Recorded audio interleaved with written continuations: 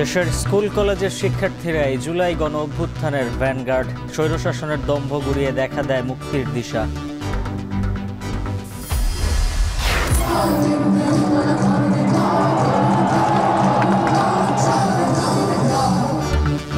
হাতির ঝিলে ড্রোন শোতে ফিরল জুলাইয়ের ঘটনাবহুল দিন। বছর পেরোতে শহীদদের ভুলে যাওয়ার আক্ষেপ স্বজনদের। জামায়াতে ইসলামের জাতীয় সমাবেশ আজ। সারা দেশ থেকে সোহরাওয়ার্দী উদ্যানে আসতে শুরু করেছেন নেতাকর্মীরা।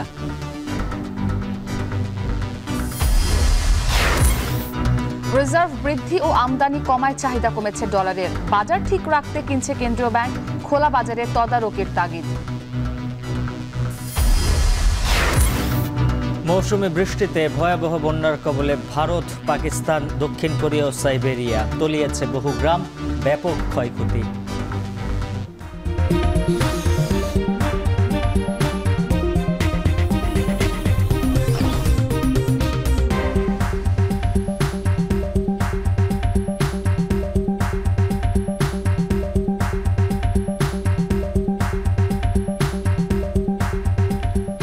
স্বাগত এখন সকালে। পুরো আয়োজন জুড়ে আপনাদের সাথে থাকবো আমরা দুজন, আমি ইসরাত মুক্তি এবং আমি উজ্জ্বল হাফিজ। জামায়াতে ইসলামের জাতীয় সমাবেশ আজ। প্রস্তুত রাজধানীর সোহরাওয়ার্দী উদ্যান। সারা দেশ থেকে আসতে শুরু করেছেন দলটির নেতাকর্মীরা। এই সমাবেশ থেকে নির্বাচনে পিআর বা সংখ্যানুপাতিক পদ্ধতি, জুলাই গণহত্যার বিচার এবং লেভেল প্লেয়িং ফিল্ড নিশ্চিতসহ 7 দফা দাবি জানাবে দলটি। সকাল থেকে দেখা গেছে রাজধানীর বিভিন্ন রাস্তা মোড়ে মিছিল নিয়ে সোহরাওয়ার্দী উদ্যানের দিকে যাচ্ছে জামায়াতের নেতাকর্মীরা। মূল সমাবেশ শুরু হওয়ার কথা রয়েছে দুপুর 2টায়। প্রধান অতিথি হিসেবে বক্তব্য রাখবেন জামায়াতে ইসলামের আমির ডাক্তার শফিকুর রহমান। মঞ্চের সামনে 600-এরও বেশি আসন রাখা হয়েছে। পাশাপাশি জুলাই অভ্যুত্থানে আহত ও শহীদ পরিবারের সদস্যদের জন্য আলাদা বসার ব্যবস্থা রেখেছে দলটি।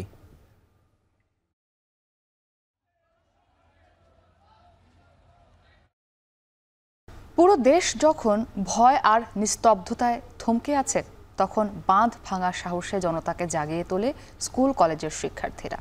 স্বৈরশাসনের দম্ভ গুড়িয়ে দেশের সামনে আনে মুক্তির রাজপথ। বুক পেতে নেওয়া বুলেট, সমুন্নত জাতীয় পতাকায় সাক্ষ্য দেয় দেশের জন্য শিশু কিশোরদের আত্মত্যাগের। জুলাইয়ের নেতৃত্ব দেওয়া সংগঠন বৈষম্য বিরোধী ছাত্র আন্দোলন মনে করে স্কুল কলেজের শিক্ষার্থীরাই গণ অভ্যুত্থানের ভ্যানগার্ড। তানজিম শফিনার প্রতিবেদন। বিকাল হইলে আপনার এখনো রাস্তায় ওর বন্ধুরা খেলে, ও থাকলে তো ও খেলতো। এখন ওর সবাইরে দেখি, সবাই খেলে, ওর মাঝে আমার ছেলেটা নেই।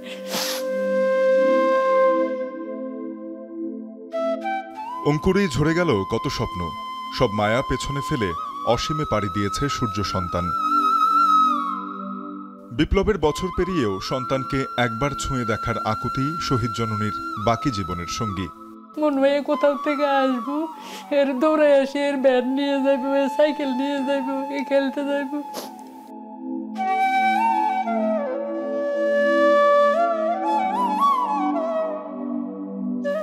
আমার নিজের কাছে ভালো লাগে, মনে হয় যেন আমার ছেলেটা আসবো কোথাও থেকে।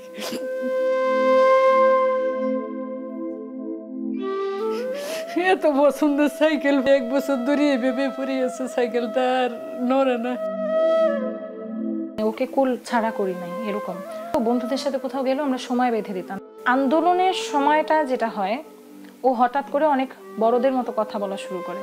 তো তখন আমি ওকে বললাম যে আমার কাছে অনেক অবাক লাগতেছে যে আল্লাহ, ও কিভাবে এত কিছু বোঝে। আমার বন্ধুর গায়ে রাবার বুলেট ডাক যে আমি যাইতেছি একটু, এই কইয়ে দৌড়ে আমার এইটা বইলা ওর খাটের কাছে যায়। ওর খাট তো ওই রুমে, কি নিল কি রাখলো, 5-7 মানে ঢুকলো আর বাইরে হলো একেবারে সামনে।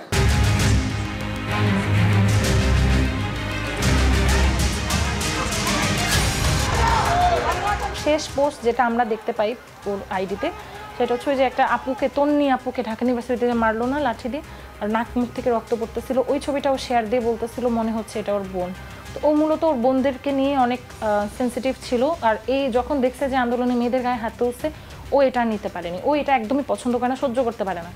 ও তো একদিনে নামলো ভাইয়া, একদিনই শেষ।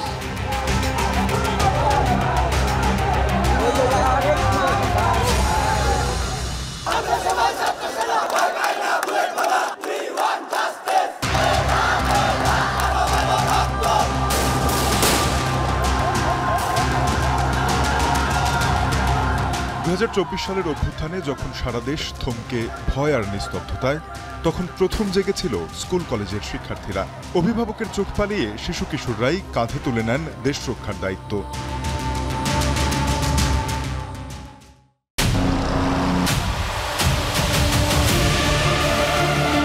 আন্দোলনে নামার পর পুলিশের হাতে অনেক সহপাঠী আটক হলে সে বছর 16 জুলাই এইচএসসি পরীক্ষা বর্জনের সিদ্ধান্ত নেয় Notre Dame college, Dhaka residential model কলেজের শিক্ষার্থীরা। তাদের সাথে সারা দেশের শিক্ষার্থীরা সংহতি জানালে 18 জুলাই থেকে এইচএসসি পরীক্ষা স্থগিত করে শিক্ষা বোর্ড। এরপর ফিরে যাবার সব পথ ভুলে রণক্ষেত্রে শিক্ষার্থীদের শপথ, মাতৃভূমি অথবা মৃত্যু। বিভিন্ন ছাত্রলীগের যে কর্মীরা ছিল, নেতারা ছিল, আমাদের কলেজেরও যারা ছিল, তারা আমাদের বিভিন্নভাবে হুমকি দেয় এবং থ্রেট দেয় এবং মৃত্যুর হুমকি পর্যন্ত আমাদের সেখানে দিয়েছিল। তারপরে আমরা সেখানে তাদের কথায় পিছুপা হইনি। এমনকি আমার নিজের নানাও মুক্তিযোদ্ধা, কিন্তু আমি চিন্তা করছি আমি যদি মুক্তিযোদ্ধা কোটায় না পেয়ে আমি আমার নিজের মেধায় পাবো, এতে করে সবাই একটা ন্যায্য মূল্য পাবে এবং ন্যায্য জায়গা পাবে তাদের যোগ্যতা অনুযায়ী। স্কুল কলেজে ক্লাস বর্জন করে ওরা যেভাবে আমাদের পাশে এসে দাঁড়াইছে, দাঁড়িয়েছিল, তখন হচ্ছে আমাদের মানে ওদেরকে সাথে নিয়ে আমরা হচ্ছে আন্দোলন আরো বেগবান করেছি।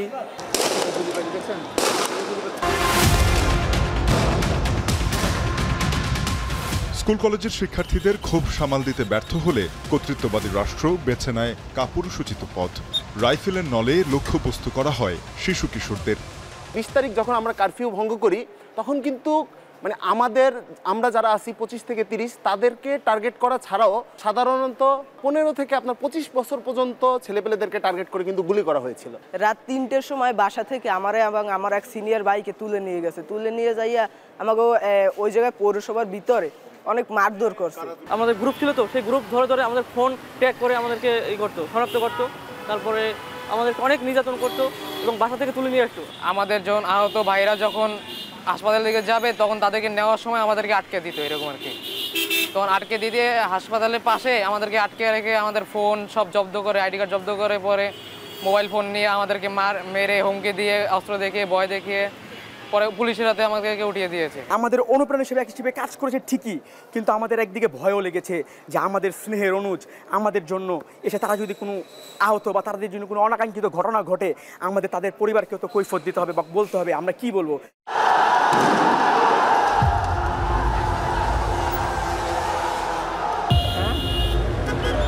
জাতিসংঘের মানবাধিকার সংস্থার প্রতিবেদনে জুলাই আগস্টের পাশবিক হত্যাযজ্ঞে শহীদের সংখ্যা 1400 ছাড়ায়, যেখানে 13% অর্থাৎ অন্তত 182 জন শিক্ষার্থী। আর অন্তর্বর্তী সরকারের প্রকাশিত 834 জন শহীদ তালিকার গেজেটে 132 শিক্ষার্থীর প্রতিষ্ঠান শনাক্ত করা গেছে, যাতে দেখা যায় সবচেয়ে বেশি শহীদ সরকারি কলেজে 30 জন, এরপরে মাধ্যমিক বা হাই স্কুলের 25 জন ও বেসরকারি কলেজের 21 শিক্ষার্থী।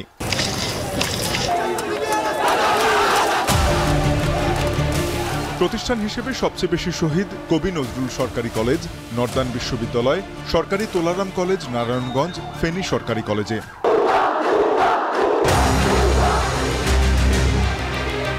গণঅভ্যুত্থানের নেতৃত্ব দেয়া প্ল্যাটফর্ম বৈষম্য বিরোধী ছাত্র আন্দোলনের বর্তমান সভাপতি বলছেন, স্কুল কলেজের শিক্ষার্থীরাই মোড় ঘুরিয়েছিল জুলাই আন্দোলনের।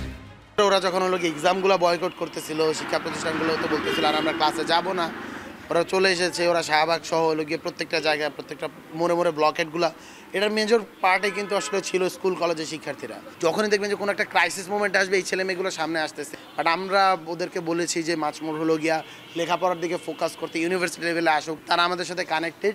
এরা আসলে গণঅভ্যুত্থানের ভ্যানগার্ড, গণঅভ্যুত্থানকে রক্ষা করে এরা।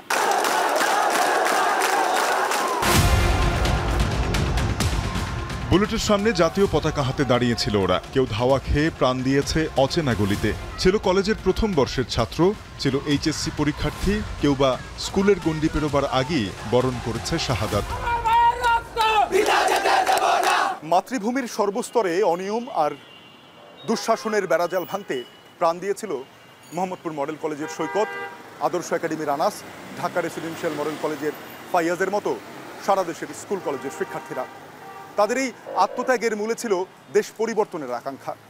এরপরও যদি সামাজিক নিরাপত্তা, মানবিক মর্যাদা ও অধিকার প্রতিষ্ঠিত না হয়, তাহলে হয়তো আবারও পথে নেমে আসবে স্লোগান, হয়নি বলে আর হবে না, সবাই বলে বাদ দে, লক্ষ তরুণ চেঁচিয়ে বলে পাপ সরাবো, হাত দে। তানজিম শাফিন, এখন, ঢাকা। জুলাই অভ্যুত্থানের বছর পেরোতেই প্রাপ্তির খাতায় কতটুকু যোগ হলো আকাঙ্ক্ষার প্রতিফলন। 19 এবং 20 জুলাই ময়মনসিংহ জেলায় শহীদ হন 5 জন। আহতদের চিকিৎসা থেকে শুরু করে বিচার প্রক্রিয়া সব ক্ষেত্রেই যেন কাল বিলম্ব। আদৌ ন্যায় বিচার পাবেন কিনা তা নিয়ে হতাশ শহীদ পরিবারগুলো। তবুও গণ অভ্যুত্থান পরবর্তী নতুন গণতান্ত্রিক বাংলাদেশে আর যেন কোনো স্বৈরাচারী শাসন ব্যবস্থা গড়ে না ওঠে এমন প্রত্যাশা তাদের। ইমতিয়াজ আহমেদের প্রতিবেদন, ছবি তুলেছেন জাহাঙ্গীর আকন্দ।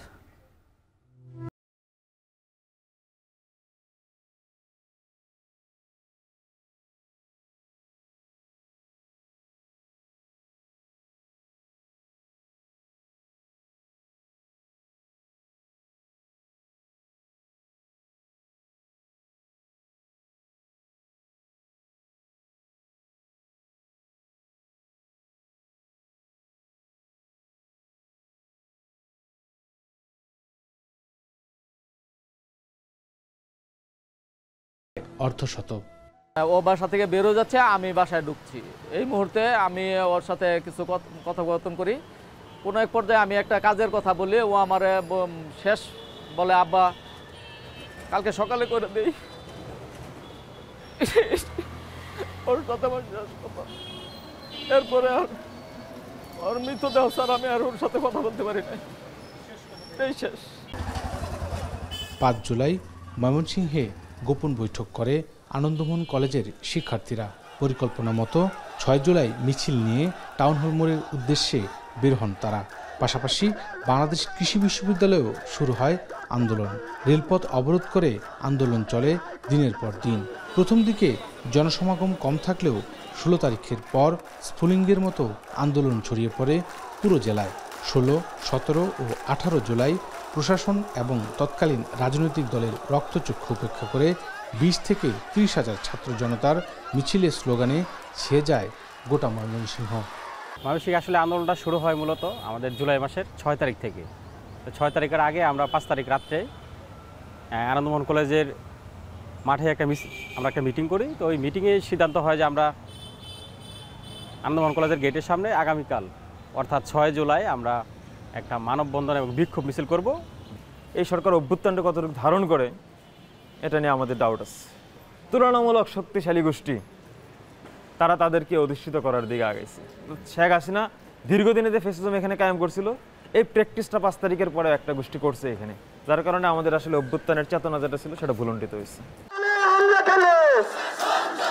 তবে 20 জুলাই সবচেয়ে ভয়াবহ দিনের সাক্ষী হয় জেলাবাসী। কারফিউ উপেক্ষা করে বিক্ষোভ মিছিল বের করে ছাত্র জনতা। সেদিন জেলার বিভিন্ন স্থানে গুলি করে হত্যা করা হয় 4 জনকে। তবে 1 বছরের মূল্যায়নে অনেকটাই হতাশার ছাপ জুলাই যোদ্ধা ও স্বজনদের কণ্ঠে। কারফিউ জারি করার পর আমরা আত্মগোপনে চলে যাই। আত্মগোপনে চলে যাওয়ার পর 21শে জুলাই রাত্রে ময়মনসিংহ ডিবি পুলিশ কর্তৃক আমাকে অ্যারেস্ট করতে যেয়ে আমাকে ডাইরেক্ট গুলি করে আমার পিঠে। আপনি দেখতে পারেন এখনও আমার পিঠে এত বড় ক্ষত হয়ে রয়েছে। এই বিপ্লবের যে স্পিরিট আমরা ধারণ করে আন্দোলন করছিলাম, সেই আন্দোলনকে আমরা আসলে শতভাগ সেই স্পিরিটটাকে আমরা এখন ধরে রাখতে পারতেছি কি না, এটা আমরা যারা নীতি নির্ধারণ করতেছে জুলাইয়ের তাদের কাছে প্রশ্ন রাখতে যাচ্ছি।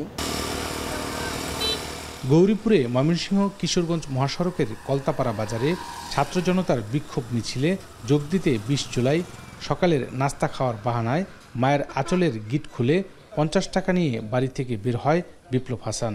এরপর সন্তানের মৃত্যুর খবর পায় পরিবার। তো লাশটা প্রায় বোধহয় 1টার দিকে আইছে, না এখনো পাইনি, কিন্তু আমি এরকম পাইতে চাই। আমার পুতে যেমন বলছে যে আম্মা দেশের জন্য আমি জান দিতে পারি, এমন বাংলাদেশটা আমি চাই। আর আমার বিপ্লব হাসানকে যে মারছে তার আমি ফাঁসি চাই। আর কিন্তু মা বাপের বুক যেন না কালি হয়। ফট করে একটা ফোন আসছে, ফোন আসার পরে দেখো বাবুল রে তুই ফোন লাগাত, আমার বাইশটা তো হারাইছি। আমি কি কস হ তুই না আস্তে রিল্যাক্সে আয়। তো ওই সময় আল্লাহর রহমতে শক্তি খাড়ায় আমি এলাকাতে আসছি, তখন দিয়ে আয় আমার সন্তান শুয়ে রয়েছে। শেষ জীবনের শোয়ার মতন শোয়া, এমন শোয়া আর কিন্তু আসবে না, তা বলার মতন নাই। তে আল্লাহর কাছে দেশবাসীর কাছে আমি এটি দোয়া চাই, আল্লাহ যেন আমার সন্তানকে ব্যস্ত বসে নসিব করে। জুলাইয়ের 20 তারিখ সারা দেশে কারফিউ জারি, তারপরও উত্তাল সারা দেশের ছাত্র জনতা। ময়মনসিংহের গৌরীপুরের কলতাপাড়ায় সবচেয়ে বেশি হতাহতের ঘটনা ঘটে। সকালে কারফিউ ভেঙে ছাত্র জনতা মিছিল বের করে, পুলিশের সাথে দফায় দফায় ধাওয়া পাল্টা দেওয়ার ঘটনা ঘটে। সেই ধাওয়া পাল্টা দেওয়ার এক পর্যায়ে পুলিশ প্রথমে রাবার বুলেট ছুড়লেও পরে সরাসরি গুলি করে ছাত্র জনতার উপর। সেখানে ঘটনাস্থলে নিহত হন 3 জন, আহত হন কয়েকশো মানুষ। সেই ভয়াল স্মৃতি এখনও বয়ে বেড়াচ্ছে এই কলতাপাড়াবাসী। সাগর বিপ্লবের মতো 19 ও 20 জুলাই জেলায় শহীদ হন নুরে আলম সিদ্দিকী, রাকিব, জুবায়ের আহমেদ ও সাইফুল ইসলাম। শেখ হাসিনা পালিয়ে যাওয়ার পর রাজধানী জুড়ে লাখো মানুষের উল্লাস, মুহূর্তে যা ছড়িয়ে যায় সারা দেশে। ময়মনসিংহের টাউন হল পরিণত হয় এক জনসমুদ্রে। মিছিল, স্লোগানে ছড়িয়ে পড়ে নতুন স্বাধীনতার বার্তা। ইমতিয়াজ আহমেদ, এখন, ময়মনসিংহ। বাবার পথ অনুসরণ করে সাংবাদিকতায় এসেছিলেন এটিএম তুরাব, কিন্তু বৈষম্য বিরোধী আন্দোলনে নিভে যায় সম্ভাবনাময় এক তরুণের জীবন প্রদীপ। পুলিশ জনতার সংঘর্ষের খবর সংগ্রহের সময় গুলিবিদ্ধ হয়ে শহীদ হন সিলেটের সাংবাদিক এটিএম তুরাব। কিন্তু মৃত্যুর বছর পেরোলেও বিচার প্রক্রিয়া আটকে আছে দীর্ঘসূত্রতায়, তদন্তেও নেই গতি। সিলেট থেকে আরও জানাবেন সন্দীপন শুভ, ছবি তুলেছেন অনিল পাল।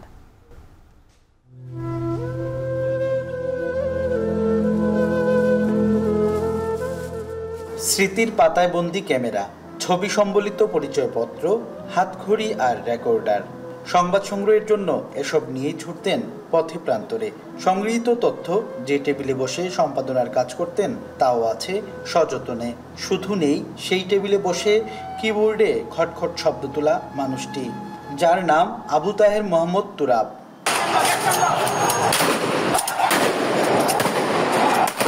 19 জুলাই 2024 সিলেটের কোর্ট পয়েন্টে বৈষম্য বিরোধী আন্দোলন তখন তুঙ্গে। স্লোগানে স্লোগানে প্রকম্পিত রাজপথ, পুলিশের সাথে সংঘর্ষ বাধে ছাত্র জনতার। এক পর্যায়ে আন্দোলনকারীদের দমাতে নির্মমভাবে গুলিবর্ষণ করতে থাকে পুলিশ।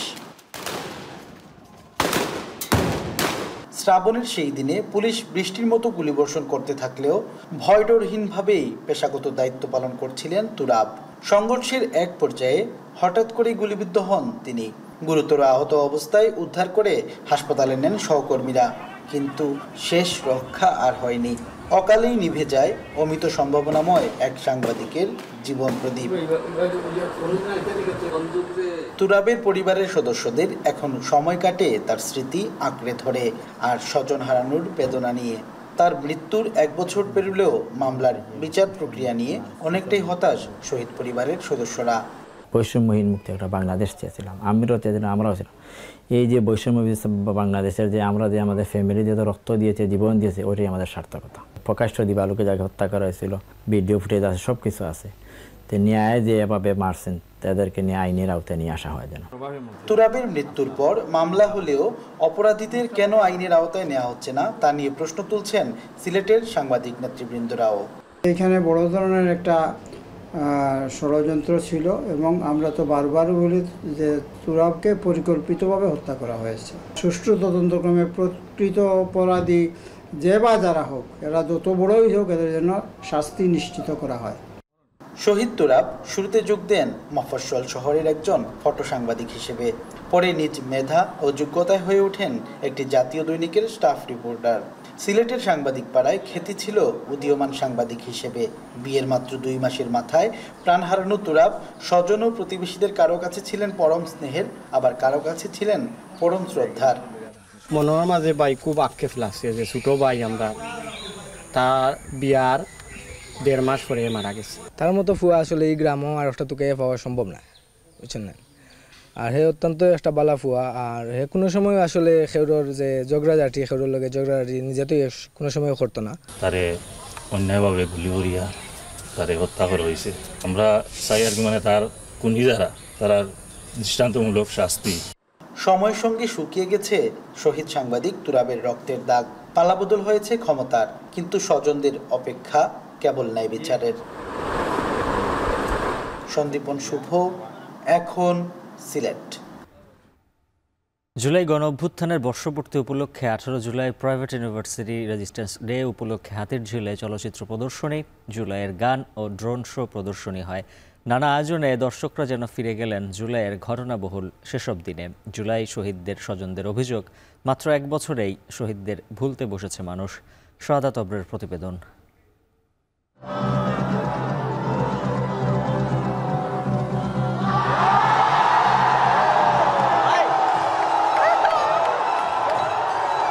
হাতিরঝিলের আকাশে দেখা মিলল জুলাইয়ের দিনগুলো। ফুটে উঠেছে দ্রোহ আর বিদ্রোহ স্লোগান, তার সাথে শহীদ আবু সাইদের সেই নিথর দেহ। বেসরকারি বিশ্ববিদ্যালয়ের সেই 18 জুলাইয়ের প্রতিরোধ, প্রাইভেট পাবলিক ভাই ভাই স্বৈরাচারের ঠাঁই নাই স্লোগান উঠে আসে ড্রোন শোতে। শিক্ষার্থীরা বলছেন আবারও যেন জুলাইয়ের সেসব দিনে ফিরে গেলেন বেসরকারি বিশ্ববিদ্যালয়ের শিক্ষার্থীরা। নাটক কম করো প্রিয়, এটা বেস্ট ছিল। আর স্বজন হারানোর বেদনা তোমার থেকে কোটি গুণ বেশি আমরা বুঝি। দিনে নাটক করছে, রাতে নাটক করছে, বা পরে টোকা কি করছে, ছাত্র আছে নাকি এরকম জিজ্ঞাসা করছে। প্রাইভেট ইউনিভার্সিটিতে যেই আজকের দিনটিতে সংবর্ধনা দেওয়ার ট্রাই করেছে তারা, এটা আমাদেরকেও অনুপ্রাণিত করে। স্বৈরাচার বিরোধী যেই কর্মকাণ্ডগুলো আমরা 24-এ পেয়ে আসছি, 18 তারিখে যেই বক্তব্যগুলো ছিল সেই বিষয়ে সবকিছু তুলে ধরা হচ্ছে। প্রাইভেট ইউনিভার্সিটির স্টুডেন্টরা কিভাবে রক্ত দিছে, কিভাবে 18 তারিখে ঝাঁপাই পড়ছে, এটা সম্পর্কে জানতে পারছি। শুক্রবার বেসরকারি বিশ্ববিদ্যালয় প্রতিরোধ দিবস উপলক্ষে সংস্কৃতি বিষয়ক মন্ত্রণালয় রাজধানীর হাতিরঝিলে আয়োজন করেছে চলচ্চিত্র প্রদর্শনী ও ড্রোন শো এর। মাত্র 1 বছরেই জুলাই শহীদদের ভুলতে বসেছে মানুষ। অভিযোগ জুলাইয়ে শহীদ স্বজনদের। সোফাতে শহীদ পরিবার বসে আছে একেবারে সামনের রাউন্ডে, আর সেকেন্ড রোতে আমাদের উপদেষ্টা এবং বাকি যারা সচিব আছেন তারা বসে আছেন। তো মূলত এই যে সম্মানটা আমার মনে হয় না অন্য কখনো দেওয়া হয়েছে। যতদিন এই স্পিডটা থাকবে আমার মনে হয় স্বৈরাচাররা জন্ম নিতে পারবে না। আমাদের সন্তানের যে জীবন দিয়েছে, জীবন দেওয়াটা বৃথা যাবে না। সংস্কৃতি উপদেষ্টা বলছেন এমন আয়োজন চলবে সারা দেশে। প্রাইভেট ইউনিভার্সিটি স্টুডেন্টসদের নিয়ে যে ডকুমেন্টারি দেখানো হয়েছে হিরোজ উইদাউট কেপস, ওই দুটোর সময় আপনারা দেখেছেন যে অডিয়েন্সের রিয়াকশন কেমন। এবং এই যে আমাদের গল্পগুলো, আমাদের জুলাইয়ের সম্মিলিত গল্প, এটা হারিয়ে যাবে না। এটাই এই জুলাই প্রমাণ করেছে এবং সামনে প্রত্যেকবার জুলাই এভাবে আসবে। এর আগে জাতীয় সঙ্গীত পরিবেশনের মধ্য দিয়ে অনুষ্ঠানের সূচনা হয়। অনুষ্ঠানে হিরোজ উইদাউট ক্যাপস, প্রাইভেট বিশ্ববিদ্যালয় in July, you fate to kill Abrar Fahad চলচ্চিত্র প্রদর্শিত হয়। এছাড়া জুলাইয়ের গান পরিবেশন করে শিল্পীরা। এই ড্রোন শো যেন আরও একটু সম্মানিত করলো প্রাইভেট বিশ্ববিদ্যালয়ের শিক্ষার্থীদের।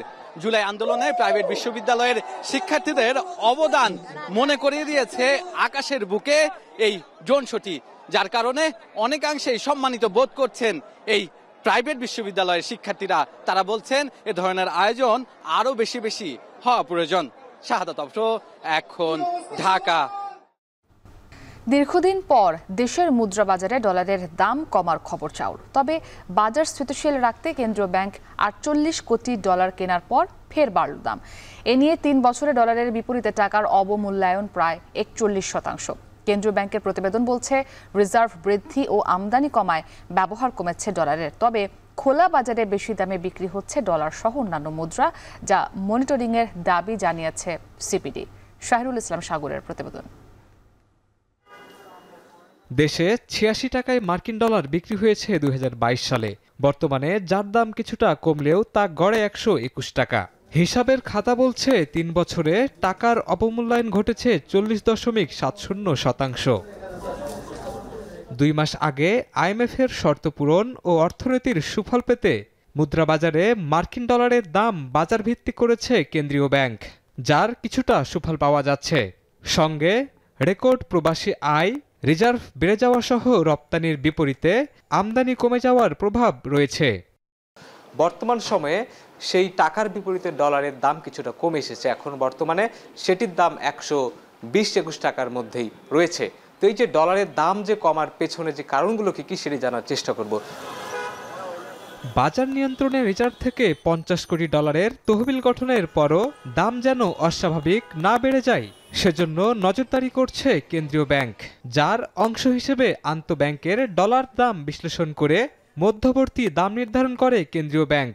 সম্প্রতি সেই দর নেমে আসে 119 টাকায়, যার বিপরীতে বলা হয়েছে টাকার মান বেড়েছে, সঙ্গে কমেছে আরও মুদ্রার দর। এদিকে মানি এক্সচেঞ্জ মার্কেট ব্যবসায়ীদের দাবি, চাহিদা কমে যাওয়ায় কমেছে ডলারের মূল্যমান। তারপরও কেন্দ্রীয় ব্যাংকের দেয়া মধ্যবর্তী দরের বেশি মূল্যে কেনাবেচা করছেন তারা। মানুষ ভিসা পাচ্ছে না, ট্রাভেল করতে পারতেছে না, এই কারণেই মূলত বাজারটা একটু কম। আমি গত সপ্তাহে চায়না যাওয়ার সময় কিনছি $1 125 টাকা 60 পয়সা, বিক্রি করতে আসছি 124 টাকা 1 টাকায়। এ নিয়ে মানি চেঞ্জার্স অ্যাসোসিয়েশনের বক্তব্য, আগে বেশি দরে কেনায় এখনও 124-25 টাকায় বিক্রি করছেন। ধীরে ধীরে সমন্বয়ের চেষ্টা করবেন বলে জানান। তবে কেন্দ্রীয় ব্যাংক জানান, মধ্যবর্তী দরের সঙ্গে তুলনাযোগ্য নয় খুচরা মার্কেট। তাই প্রশ্ন ওঠে, এই বাজার তদারকির বাইরে কিনা। আমার প্রতিষ্ঠান চলতে হলে তো আমার মিনিমাম 1 টাকা লাভের প্রয়োজন আছে। তো সেই ক্ষেত্রে আজকে 24 টাকা 25 টাকা যেটা বলতেছেন মানি এক্সচেঞ্জ মার্কেট, 24 টাকা 25 টাকা ঠিক আছে, সে তো ওইটার সাথে আস্তে আস্তে অ্যাডজাস্ট করে ওর রেটটা আস্তে আস্তে নিচে নামবে। খুচরা পর্যায়ে যেটা 123, 24, 25 এটা সাথে, এবং যদি বলেন যে বাজারের টোটাল ইকোনমিতে বৈদেশিক মুদ্রার ভূমিকা কতটুকু, যেটা খুচরা পর্যায়ে হয়, অতি নগণ্য। সম্প্রতি বাজার বিশ্লেষণে ডলার প্রতি 100-21 টাকায় বিভিন্ন ব্যাংক থেকে নিলামে অতিরিক্ত 48 কোটি ডলার কিনেছে কেন্দ্রীয় ব্যাংক। এই পরিস্থিতিতে বাজার সংশ্লিষ্টদের দাবি, কেন্দ্রীয় ব্যাংক ডলার কেনার কারণে ডলারের মূল্য হ্রাসের ধারা থেমেছে। কেন্দ্রীয় ব্যাংকের মুখপাত্র জানান, ডলারের দাম স্থিতিশীল রাখা কেন্দ্রীয় ব্যাংকের দায়িত্ব। ব্যাংকগুলো যে প্রাইস কোড করে, সেই কোডগুলি নিয়ে অ্যানালাইসিস করে একটা মিড রেট করে। সেই মিড রেটের তুলনায় যদি 2%-এর বেশি মূল্য কমে যায়, তখন বাংলাদেশ ব্যাংকের সুযোগ আছে ইন্টারভেন করে প্রাইসটাকে স্টেবল রাখা।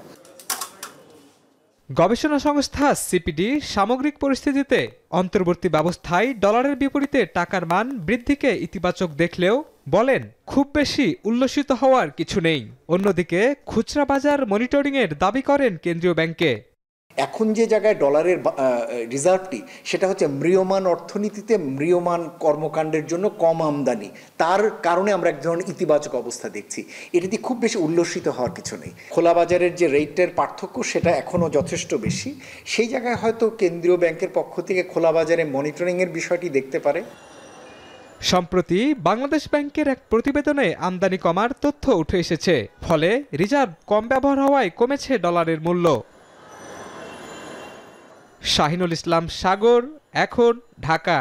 ঝালকাঠির বাজারে কমেছে মাছের সরবরাহ, এতে প্রকারভেদে বেড়েছে প্রায় সব ধরনের মাছের দাম। এ নিয়ে বিস্তারিত জানাতে শহরের বড় বাজার থেকে যুক্ত আছেন আলামিন তালুকদার। আলামিন, জানাবেন মাছের দাম কেজিতে কত টাকা পর্যন্ত বাড়লো, আর সরবরাহ সংকটের কারণ কি বলছেন ব্যবসায়ীরা?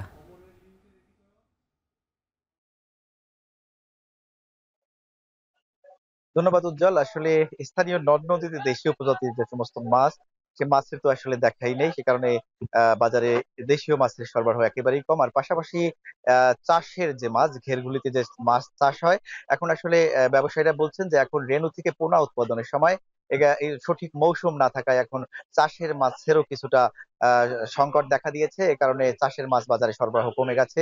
সাগরে কিছু কিছু সাগরের মাছ পাওয়া যাচ্ছে। এ কারণেই আসলে মাছের দাম বৃদ্ধি পেয়েছে। তো সপ্তাহের ব্যবধানে আসলে কেজি প্রতি সব ধরনের মাছে 20 থেকে 30 টাকা বেশি দাম বেড়েছে। আর এই দাম বৃদ্ধির ফলে কিন্তু আসলে নিম্ন ও মধ্য আয়ের যারা মানুষ, তারা কিন্তু আসলে সবচেয়ে বেশি ভোগান্তিতে পড়েন। তাদের সাথে কথা বলেছি এবং ব্যবসায়ী যারা, তাদের সাথেও কথা বলেছি।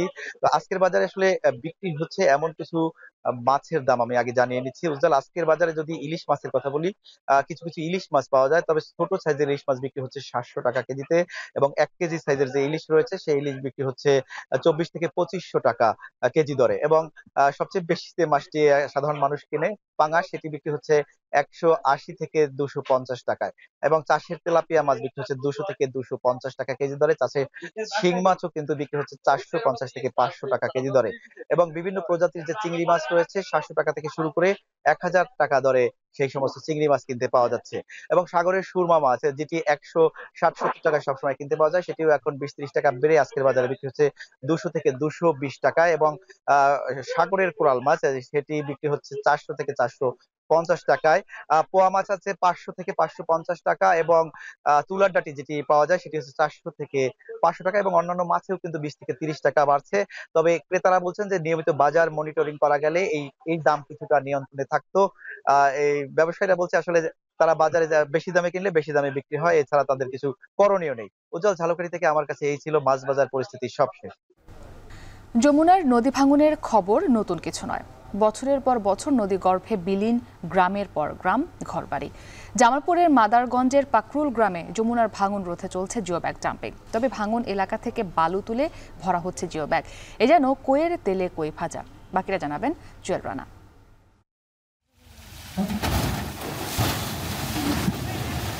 জামালপুরের মাদারগঞ্জ উপজেলার পাকরুল এলাকায় প্রায় 4 কিলোমিটার জুড়ে যমুনা নদীর ভাঙন অব্যাহত। এতে আশেপাশের 5টি গ্রামের ঘরবাড়ি, ফসলি জমি, স্কুল, মাদ্রাসা ও মসজিদ নদীগর্ভে বিলীন হয়ে গেছে। ভাঙন রোধে পানি উন্নয়ন বোর্ডের জরুরি বাজেটে 2টি প্রকল্পে 1,42 লাখ টাকার কাজ করছে ঠিকাদারি প্রতিষ্ঠান।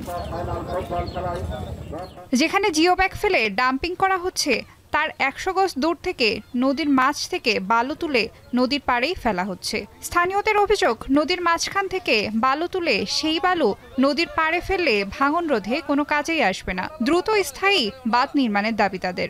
50 মিটার দূরত্ব থেকে যদি আপনি বুট ভরায় নিয়ে আসতেছেন, আবার এই বুট ভরায় এই নদীর কিনারে ফেলতেছেন, কাছারে ফালতেছেন, কিন্তু কোনো হইতেছে না, রক্ষা হইবে না। তৎগতিতে একটা ওই স্থায়ী কাজের ব্যবস্থা করলে পারে, তাহলে আমাদের এই এলাকাটা শান্তশিষ্টভাবে থাকতে পারত।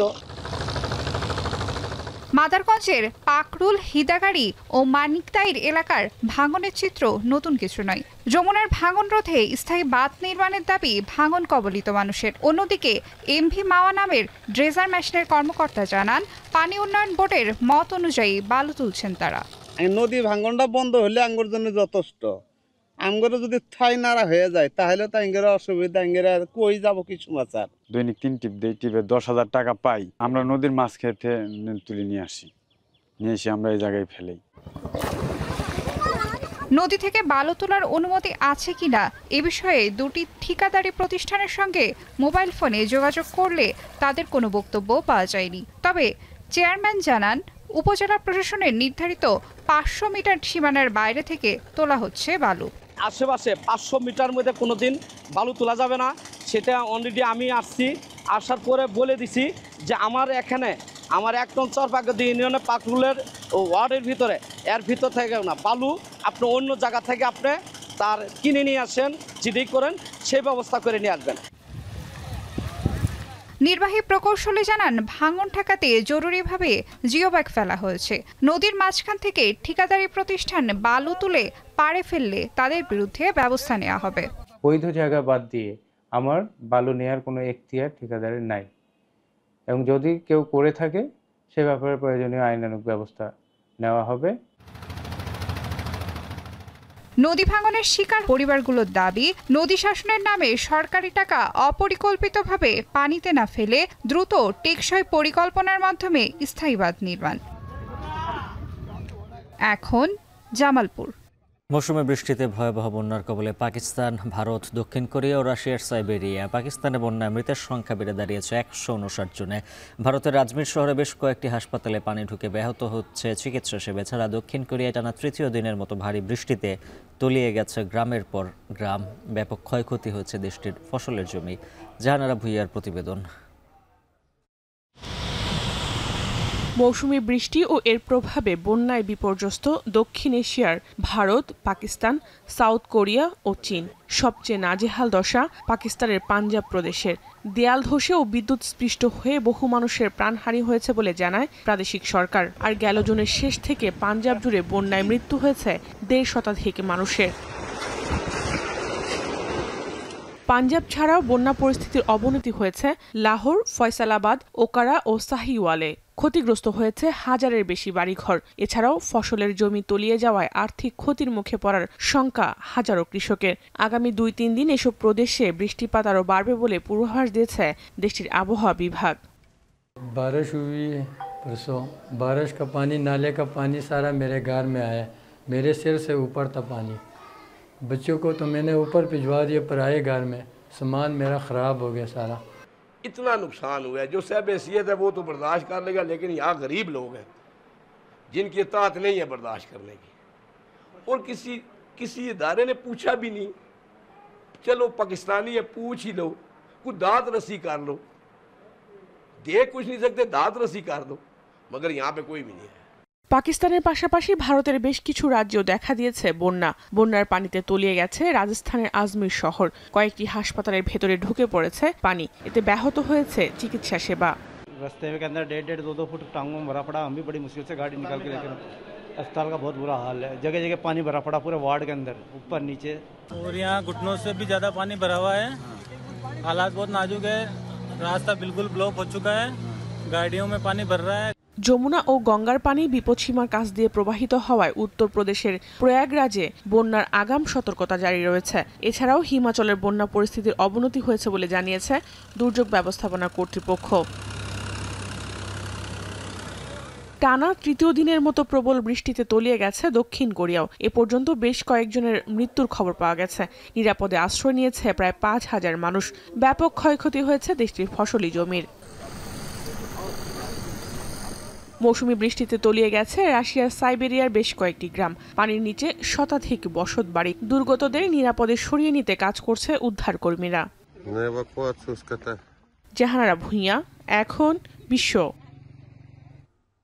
সপ্তাহব্যাপী সংঘাত নিরসনে দ্বিতীয়বারের মতো যুদ্ধবিরতিতে সম্মত হয়েছে ইসরায়েল ও সিরিয়া। বিষয়টি নিশ্চিত করেছেন তুরস্কে নিযুক্ত মার্কিন রাষ্ট্রদূত। দ্রুজ, বেদুইন ও সুন্নি সহ সব সম্প্রদায়কে অস্ত্র ফেলে নতুন সিরীয় জাতীয়তা তৈরিতে আহ্বান জানিয়েছেন রাষ্ট্রদূত টম বারাক। এবারের যুদ্ধবিরতিকে সমর্থন দিয়েছে তুরস্ক ও জর্ডান সহ মধ্যপ্রাচ্যের বেশ কয়েকটি দেশ। পাশাপাশি সুয়েদা অঞ্চলে সেনাবাহিনীর সীমিত কার্যক্রম পরিচালনায় সিরিয়ার দাবি মেনে নিয়েছে ইসরায়েল। গেল 14 জুলাই থেকে জাতিগত সংঘাতে লিপ্ত সিরিয়ায় বসবাসরত দ্রুজ ও বেদুইন সম্প্রদায়। দ্রুজদের রক্ষার অজুহাতে সিরিয়ায় ইসরায়েলের হামলার পরে উত্তপ্ত হয়ে ওঠে পরিস্থিতি। এ নিয়ে যুক্তরাষ্ট্রের মধ্যস্থতায় 2 দিনে দ্বিতীয়বারের মতো যুদ্ধবিরতিতে সম্মত হয়েছে তেল আবিব ও দামেস্ক। এফসি চ্যালেঞ্জ লিগে নতুন মৌসুমে সবার আগে অনুশীলন শুরু করেছে আবাহনী। দলবদলের ব্যস্ততার মাঝেও দেশি খেলোয়াড়দের পুরোদমে অনুশীলন চালিয়ে যাচ্ছেন কোচ মারুফুল হক। কোচ এবং ম্যানেজারের প্রত্যাশা দারুণ এক মৌসুমের, আরও জানাচ্ছেন জুবায়ের আহমেদ। সবশেষ মৌসুমটা দেশীয়দের নিয়ে দারুণ পারফর্ম করেছিল আবাহনী। দেশের ফুটবলে বহুদিন পর আরও একবার চরমে উঠেছিল আবাহনী মহামেডান দ্বৈরথ। পুরো মৌসুমে লড়ে এলো, শেষ সময়ে আকাশী নীলদের হতাশই হতে হয়েছিল। দীর্ঘদিন পর আবাহনী দেখেছিল শিরোপাশূন্য এক মৌসুম। সেই ব্যর্থতা ঝেড়ে ফেলে এবার আবাহনী প্রস্তুতি শুরু করেছে সবার আগে। সামনে এএফসি চ্যালেঞ্জ লিগের ম্যাচ। 12 আগস্ট ঘরের মাঠে তাদের প্রতিপক্ষ কিরগিজস্তানের মুরাস এফসি। সেই লক্ষ্যেই ক্লাব মাঠে ঘাম জড়িয়েছে আবাহনীর পুরো স্কোয়াড। গেলবার স্কোরলাইনের সমস্যা সমাধানে এবার মৌসুমের শুরুতেই স্কোয়াডে এসেছেন ফরওয়ার্ড শেখ মুরসালিন এবং আলামিন। তবে এরপরও আরও একজন নাম্বার 9 এবং উইঙ্গারের চোখ কোচ মারুফুল হকের। কর্তৃপক্ষ বলেছি যে 3টা বিদেশি প্লেয়ার দেওয়ার জন্য, তাহলে হয়তো আমরা ইনশাল্লাহ এই জোন থেকে কোয়ালিফাই করতে পারবো। আর সেটা হলো আমি চেয়েছি হলো একটা মিডফিল্ডার, একটা নাম্বার 9 আর একটা হলো উইঙ্গার। এই 3টা পজিশনে আমি প্লেয়ার চেয়েছি যাতে আমার টিমটা আর একটু ব্যালেন্স হয়। গেল আসরের পর শিরোপার কাছাকাছি যাওয়া আবাহনী এবার সাফল্যের জন্য দলে টানতে চাইছে 3 বিদেশি তারকাকে। কোচ আর ম্যানেজার দুজনেরই চাওয়া অন্তত দ্রুত বিদেশিদের দলে নেয়া। 14 আগস্ট শেষ হচ্ছে দলবদলের সময়সীমা। ম্যানেজার সত্যজিৎ দাস রূপও চাইছেন দ্রুততম সময়ে দলবদল সারতে। আমরা যেদিন খেলবো তার একদিন পরেই কিন্তু দলবদল শেষ, 14 তারিখে। তো এই দলবদলটা যেহেতু এখন চলমান রয়েছে, আমরা আমাদের এই যে খেলার মধ্যে দিয়ে আমরা আমাদের কিছু প্লেয়ার হয়তো দল ছাড়বে, কিছু প্লেয়ার আবার আমাদেরকে নিতে হবে, সেটার একটা সমন্বয় ঘটছে এই প্র্যাকটিসের মধ্যে দিয়ে। আবাহনী মানে শিরোপার সঙ্গে সখ্যতা। গেল আসরে সেই ধারায় ছেদ পড়লেও সংকটের সময়ে আবাহনীর পারফরমেন্স মন ভরিয়েছে ভক্ত সমর্থকদের। সব ছাপিয়ে কোচ মারুফুল হকের চোখ এবার সামনের দিকে, চাইছেন দলকে শিরোপার কক্ষপথে ফেরাতে। জুবায়ের আহমেদ, এখন। সাফ অনূর্ধ্ব-20 নারী চ্যাম্পিয়নশিপে শনিবার শ্রীলঙ্কার বিপক্ষে মাঠে নামবে বাংলাদেশ। কিংস অ্যারেনায় ম্যাচটি শুরু হবে বেলা ৩টায়। ম্যাচের আগের দিন বরাবরের মতো রিকভারি সেশন করে কাটিয়েছে ফিদা খন্দকার, নবীরন খাতুনরা। টুর্নামেন্টে এখন পর্যন্ত অপরাজিত স্বাগতিকরা, তাই বেশ ফুরফুরে মেজাজেই তারা। সবশেষ 2 ম্যাচে ভুটানের বিপক্ষে কোচ পিটার বাটলার দল নিয়ে পরীক্ষা নিরীক্ষা চালিয়েছেন, সফলও হয়েছেন। নিষেধাজ্ঞা থাকায় এই ম্যাচেও থাকবেন না সাগরিকা। এদিকে উদ্বোধনী ম্যাচে শ্রীলঙ্কার বিপক্ষে ৯-১ গোলে জিতে টুর্নামেন্ট শুরু করে বাংলাদেশ। আরেকবার তাদের বিপক্ষে মাঠে নামার আগে একই ফলাফলের দিকে তাকিয়ে টিম ম্যানেজমেন্ট।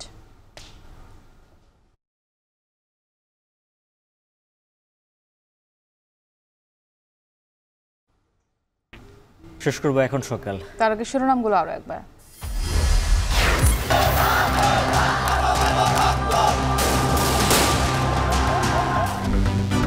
দেশের স্কুল কলেজের শিক্ষার্থীরাই জুলাই গণ অভ্যুত্থানের ভ্যানগার্ড। স্বৈর শাসনের দম্ভ গুড়িয়ে দেখা দেয় মুক্তির দিশা।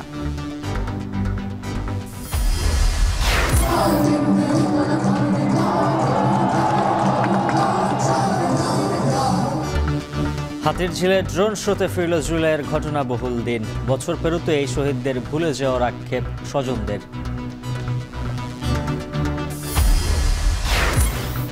বাংলাদেশ জামায়াতে ইসলামীর জাতীয় সমাবেশ আজ। সারা দেশ থেকে সোহরাওয়ার্দী উদ্যানে আসতে শুরু করেছেন নেতাকর্মীরা। রিজার্ভ বৃদ্ধি ও আমদানি কমায় চাহিদা কমেছে ডলারের। বাজার ঠিক রাখতে কিনছে কেন্দ্রীয় ব্যাংক, খোলা বাজারে তদারকির তাগিদ।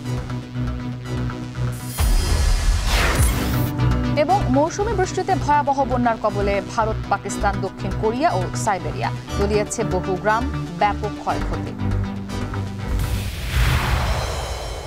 আর এই ছিল এখন সকালের আয়োজন। এখন টেলিভিশন ওয়েবসাইটে দেখুন এখন.tv। এছাড়া ফেসবুকে দেখতে ভিজিট করুন facebook.com/tv.এখন। আর ইউটিউবে সরাসরি দেখুন youtube.com/c/এখন.tv-তে।